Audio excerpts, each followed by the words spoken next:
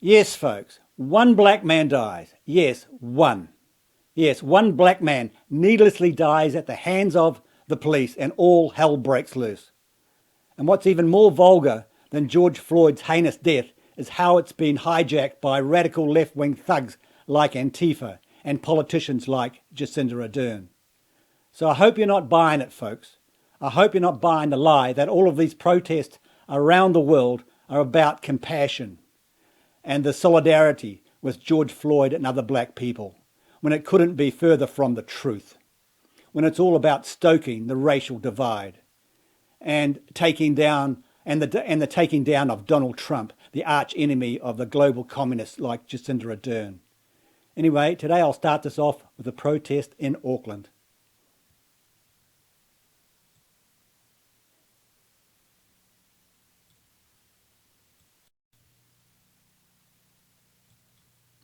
Fury at the death of George Floyd is spreading around the globe, with demonstrations across New Zealand today.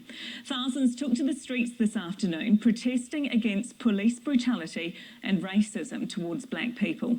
It follows the sixth day of violent protests in America, which shows no signs of slowing. Andrew McFarlane has today's developments here and overseas, and just a warning, there are some violent pictures in his report. This isn't America, it's downtown Auckland.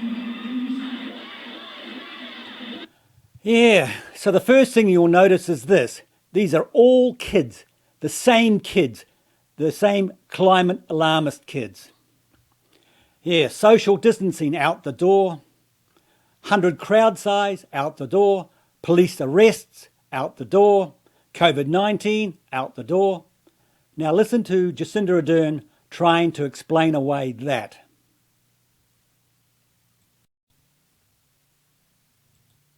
Will there be repercussions for the protesters that were well in excess of the gatherings limit of 100 at yesterday's Black Lives Matters protest?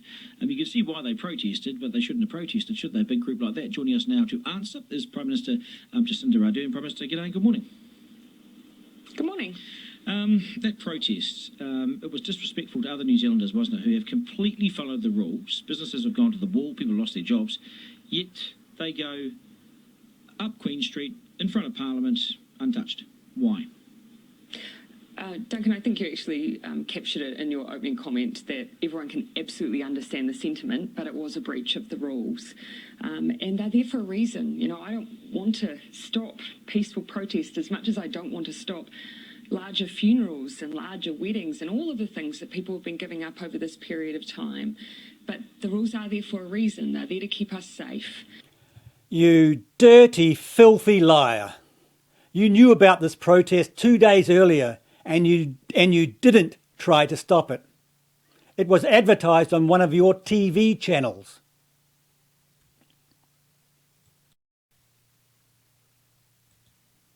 And then on top of that, of course, you had the Georgia National Guard that was here as well. And prominent New Zealanders are getting behind an Auckland march in solidarity of protesters in the States. Performer Paris Goebel and mixed martial artist Israel Adesanya are among those encouraging New Zealanders to take a stand. The march from Aotea Square to the American Embassy is planned for 3:30 tomorrow afternoon. Yeah, so it's clear Ardern and all the police knew about this and did nothing to stop it. But at least Bolt understands the con.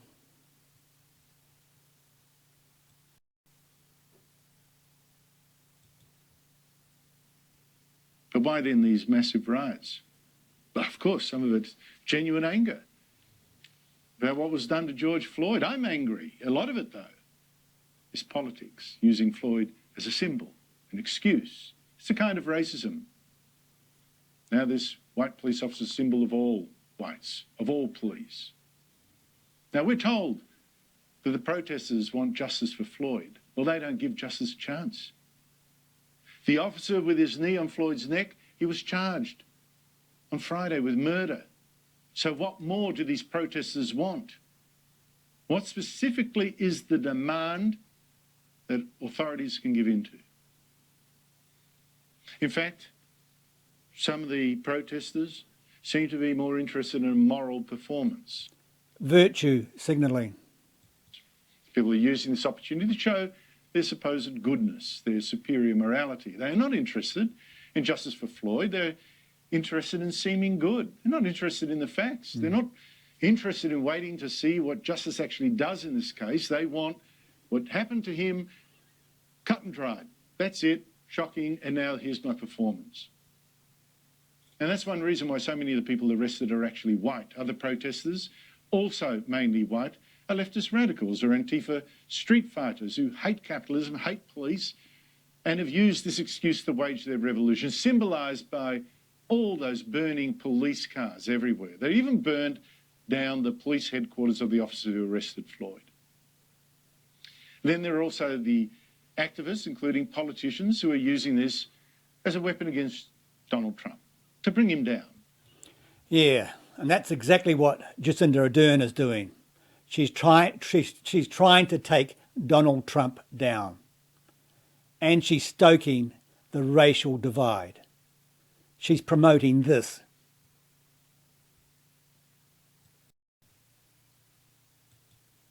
We plan to use tonight's hour to create a record of this moment right now, to show you what's really going on in your country. We feel an obligation to do that before the facts are spun into propaganda by the liars, or the images are pulled off the internet forever, as many of them inevitably will be.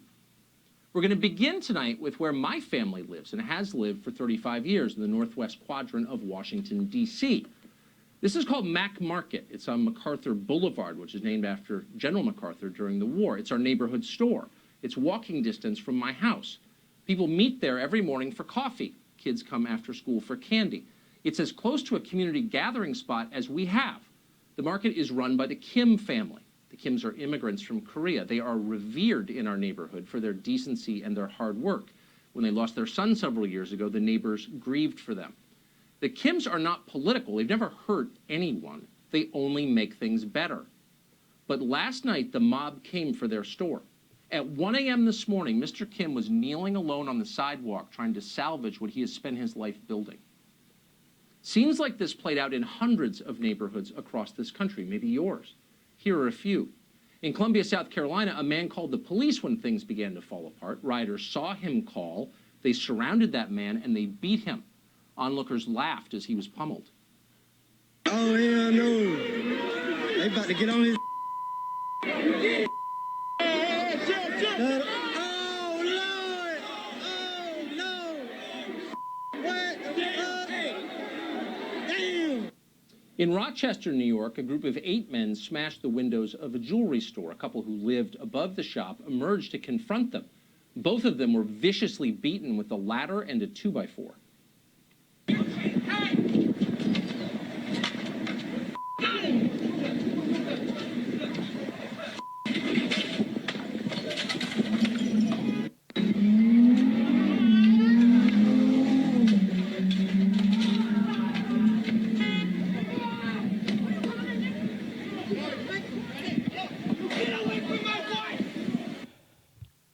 Get away from my wife, he yells. Now, folks, do you want that in New Zealand? Well, it's coming here. This is a direct result of identity politics. This is what Ardern pushes.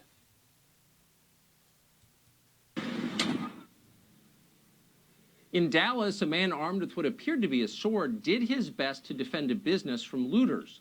The mob bashed him in the head with a rock and a skateboard. What they doing?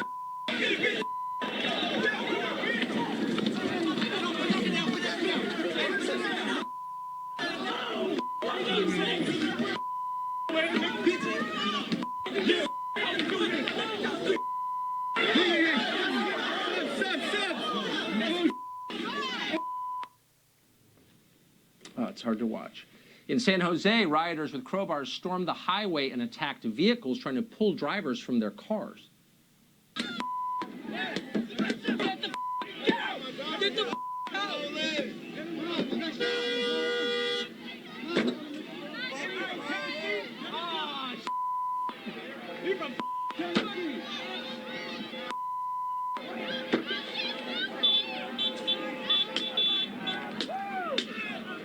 In Birmingham, Alabama, a local reporter called Stephen Quinn was beaten and then he was robbed on live television as he tried to cover the looting.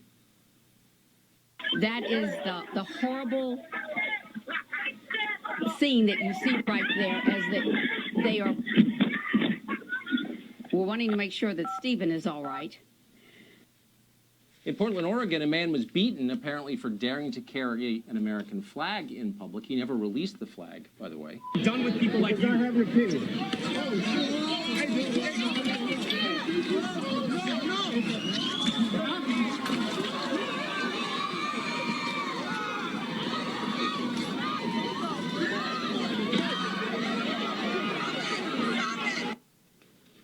How many of these people died? How many were murdered by the rioters? We don't know yet. At the least, some were likely disabled for life. They were beaten that badly. And then there was the mass stealing. It seemed to be everywhere over the weekend.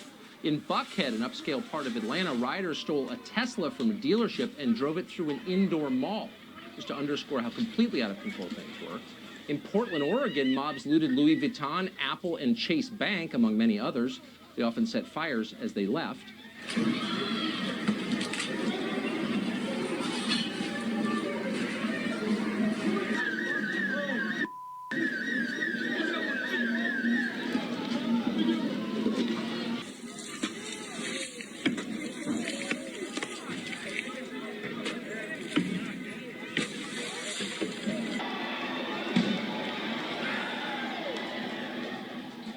In Chicago, protesters fought systemic racism by running through a Nike store stealing shoes.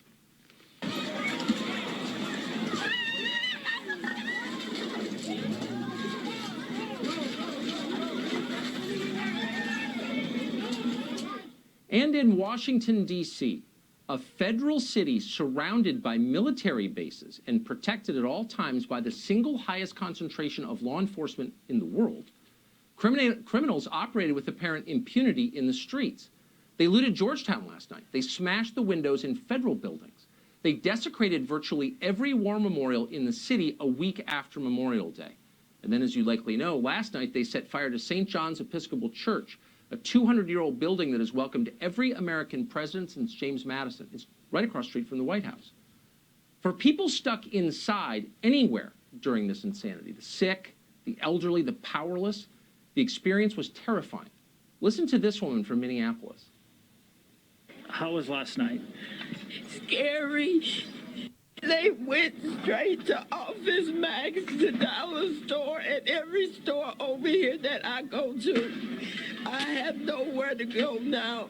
I have no way to get there because the buses aren't running.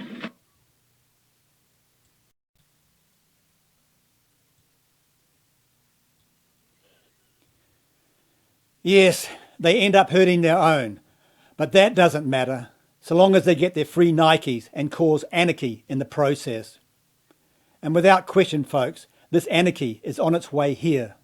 It's part and parcel of mass immigration and multiculturalism. And of course, it's exacerbated by racist identity politics.